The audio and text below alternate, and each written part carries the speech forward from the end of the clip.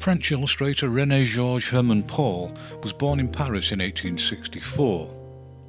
Where he studied, if anywhere, isn't recorded, but by 1890 he was working for several weekly publications, including Le Figaro and Le Rire. And from the beginning of his career onward, he frequently used his graphic eloquence as a means of expressing social and political criticism. At this time he was mainly creating his illustrations with traditional lithography, but as his career continued, he became increasingly eclectic in his choice of media, and was equally adept with the use of watercolour, ink, dry point engraving and woodcut. Whatever medium he worked in, his style was both expressive and visually distinctive, and his work continued to appear regularly in books and magazines, and he also created occasional posters. When the Great War began in 1914, he was 59 years old and had already been working for a quarter of a century. And although he continued to produce work using other media, he increasingly created his images as both colour and monochrome woodcuts. This medium was particularly well suited to dramatic and graphic image creation, and he used it to produce an album of distinctive and frequently harrowing war illustrations titled The Four Seasons of Culture. This series depicted some of the atrocities committed by the Germans in Belgian towns and villages following their invasion of the country. Although the work was enthusiastically received by most French people as justified anti-German propaganda, the hard political left in France decided that patriotism was a bad thing, and Hermann Paul was denounced loudly as a warmonger for not conforming to their pacifist ideals. But despite his own broadly left-wing opinions, he remained resolute in his condemnation of Germany and distanced himself further from his former political allies with more work in a similar vein. Although he'd only been making these images as woodcuts because of the wartime shortages of other materials, he had quickly come to appreciate its decisive, more brutalist graphic appeal. And from this point onward, the vast majority of his illustration continued to be created using this method. His first major work after the war was a morbid monochrome collection titled La Danse Macabre, and this series was yet another clear demonstration of how expressive and visually compelling his work could be. Old age began to get the better of him in the later 1930s, and there was an inevitable slowing of pace, although no apparent loss of technical or aesthetic ability. But he never stopped working, and at the age of 76, Hermann Paul died in the coastal town of Sainte-Marie-de-la-Mer in 1940. Given that Fanny young Cory was one of America's earliest and most successful female children's illustrators, you would think she would now be better known and appreciated. She was born in Waukegan, Illinois in 1877, and there was certainly artistic DNA in her gene pool, as her older brother Jack Campbell Cory also went on to work as a cartoon illustrator. Sadly, only a couple of examples of his work exist. When Cory was 10 years old, her mother died of tuberculosis, and subsequently the remaining family relocated to Helena, Montana. In 1894 she went to live with her brother and his wife in New York, and 2 years later she enrolled at the Metropolitan School of Fine Arts. The following year she transferred to the Art Students League, but had to leave not much later to look after her sister, who had also contracted tuberculosis, which at the time was a widespread problem. In 1898 she sold her first illustration to the Century magazine, and from this beginning her career blossomed quite rapidly. In addition to more work from the Century, she was soon creating covers and page illustrations for several other popular magazines, such as Harper's Bazaar and the Saturday Evening Post. And at the same time she began illustrating books. In 1901 she was commissioned to illustrate L. Frank Baum's fantasy story The Master Key, and the following year she had a large number of monochrome spot illustrations published in an edition of Lewis Carroll's Alice in Wonderland and Through the Looking Glass. But although things were going well in her career, that was also the year her sister died.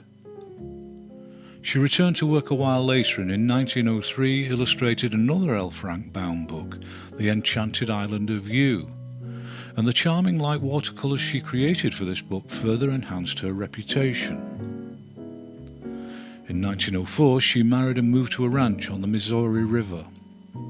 From there she illustrated more books, including a very successful version of the Mother Goose rhymes published in 1912. This volume featured a series of cheerfully absurd and highly decorative colour illustrations to accompany the verses. Around this time her pace of work slowed considerably so that she could focus more on raising her children. Even so, there was occasional work for the children's magazine St. Nicholas, and she continued to create covers for them well into the 1920s. During this time she also began writing a series of her own illustrated verses, which she called her fairy alphabet.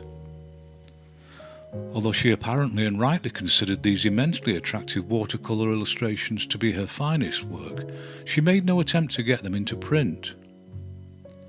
I can't for the life of me imagine why this would be, but it wasn't until the 1980s that the fairy alphabet was actually published. In 1926 she created the character Sonny Sayings, a small boy who made amusing observations on the world around him. This one-frame cartoon became popular enough to be syndicated across America, and there was also a spin-off book collection. In 1935 she produced a full-page sequential strip, Little Miss Muffet, which was also syndicated by King Features. And this tale of a young girl and her dog also ran with great success until she finally gave up work at the age of 79, and she died in 1972 at the age of 95. The relatively few who know about American illustrator Lawrence Sterne Stevens know him as an exceptionally talented science fiction and fantasy illustrator, whose work appeared in many pulp fiction magazines in the 1940s and 50s. But fewer still are likely to be aware he didn't even start this career until he was 57 years old. He was born in 1884 in Pontiac, Michigan, and in 1905, at the age of 21, he moved to Minneapolis to work as a newspaper cartoonist, although none of this work has survived. He also attended night classes at the School of Fine Arts there, before enrolling at several other art schools in the coming years.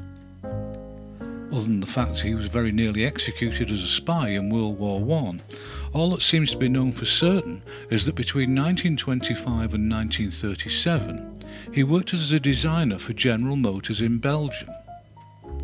And he created some freelance poster work around the same time. So it wasn't until 1941, when he probably should have been considering retirement, that he began his career as a freelance illustrator of pulp fiction. Just to put his advanced age into perspective, at the same time his son Peter, who was then 23, was also working as an illustrator creating cover paintings for the same magazines. Stevens Sr. also created paintings for quite a few covers, and although I can't find any definitive information, it's a fairly safe bet that he worked, as most of the pulp artists did, in oil paint. And he used the medium with expressive precision and clarity, creating composite illustrations which dramatically blended various elements from the stories to draw in the potential reader. But however commanding his colour illustrations were, it was his pen and ink work which was arguably his greatest asset. His technique demonstrated almost mechanical control of texture effects, and his use of hatching and stippling made the work look particularly three-dimensional and dramatically illuminated. In 1953, at the age of 69, he retired from professional illustration, and Lawrence Sterne Stevens died at the age of 76 in 1960. In a career which had only lasted a dozen years, he'd been extremely prolific, and the compelling images he created in that time made a significant contribution to the evolution of science fiction art.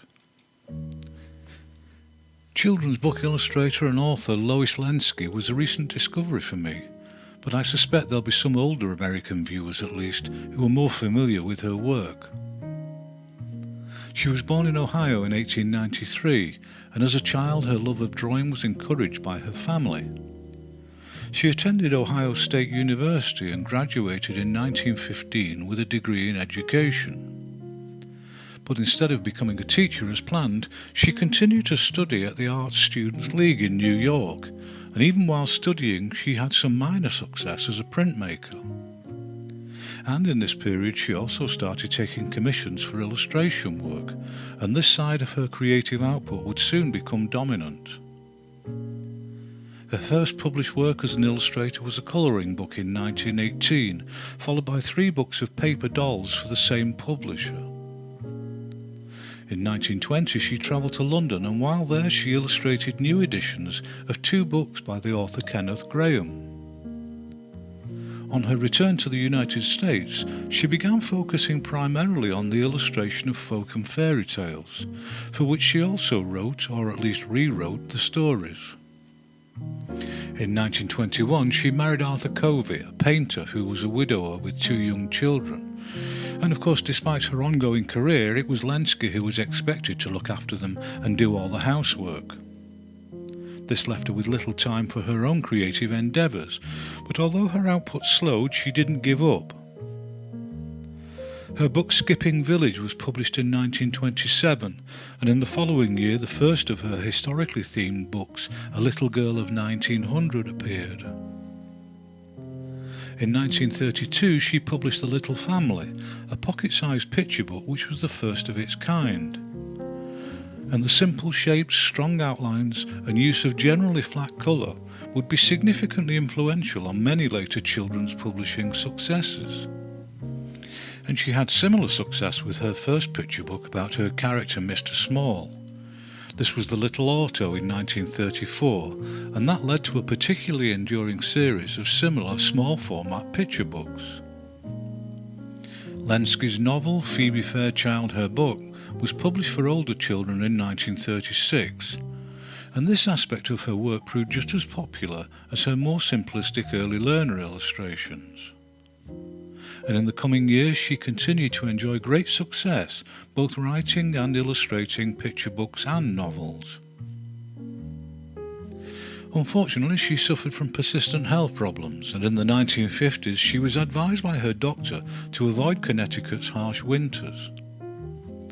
So she and her family started spending their winters in the South, first in Louisiana and then Florida. From these trips she was inspired to write about the lives of children living in diverse American regions. And she produced a series of illustrated books based on this concept, several of which focused on the more downtrodden communities and revealed Lenski to be a person of strong social conviction.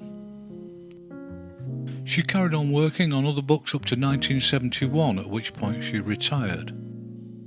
And after a prolific and creative career, she died at the age of 80 in Florida in 1974. That's it for now, and I hope I'll see you again when the next instalment is completed.